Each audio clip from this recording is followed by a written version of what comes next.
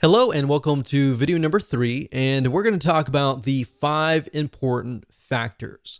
Now, this is a quick overview of the 5 factors, and then of course the next few videos I'll dive in to every single one of these factors. But before we can really discuss them in depth, you need to have a broader bird's eye view of them. So before we jump into the 5 factors that your WordPress site should have, or even your non-WordPress sites should have, which they'll definitely work on those too, it's important to know a few things first.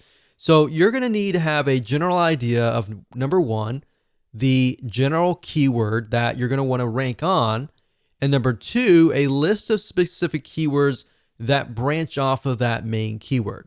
Now don't worry if you don't have that now. I'm going to give you a step-by-step technique that will help you figure that out. Now, another big mistake that many folks make is implementing these without a clear plan of attack. And that's why I'm breaking things down in such a manner. There's a reason for everything. In fact, we've seen this with many websites. There's no clear plan, and the website owner simply creates content in an area with little or no traffic. And then they're not ranking on any specific keyword. They might even be ranking on keywords that have really nothing to do with their website. And this is a lot of time wasted, right? So that's why I'm not jumping straight head first. I'm breaking things down so that it becomes clear, and that way you will succeed. Now, we're not going to focus, like I said, on keyword research, but we do recommend that you check out these suggested keywords. Now, what do I mean by that? Well, Google has what we call suggested keywords. Amazon.com also has a list of suggested keywords. Now, this is what happens, and this is super easy. You can literally find the main keyword and a list of specific keywords within a few seconds. So here's what I want you to do. You can do this by going to google.com, for example, and typing in a general keyword.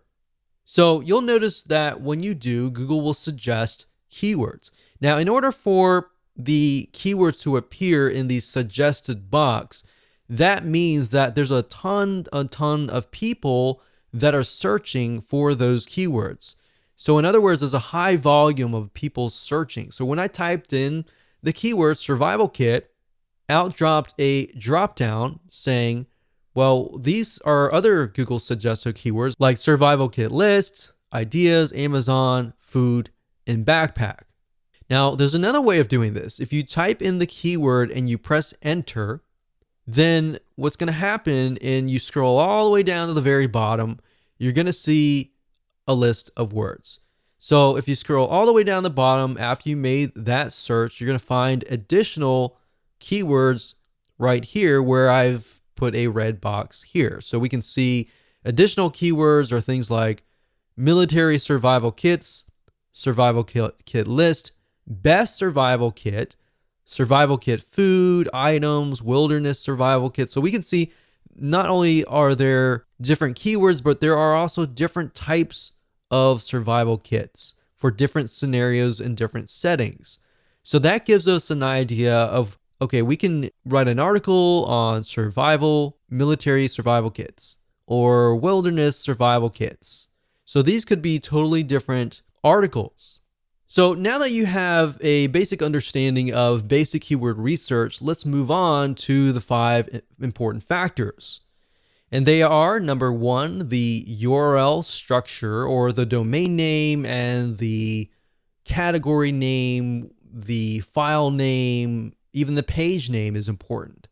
And this is what shows up in the address bar at the very top. Whenever you go to any website, you see the domain name, the page name, and all that in the search bar at the top.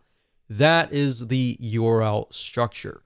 Now, the URL structure is very important because it tells Google and other search engines, are you a brand? Are you a specific keyword? What is your website about?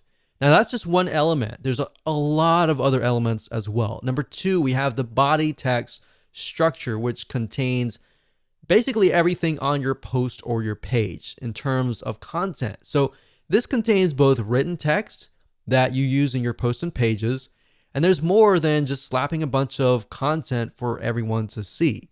So there's a lot that goes into this. So I'm going to show you, I'm going to break things down so you have a better idea of what you should include in your body text structure. Number 3, we got image optimization. What this means is making your images more search engine friendly.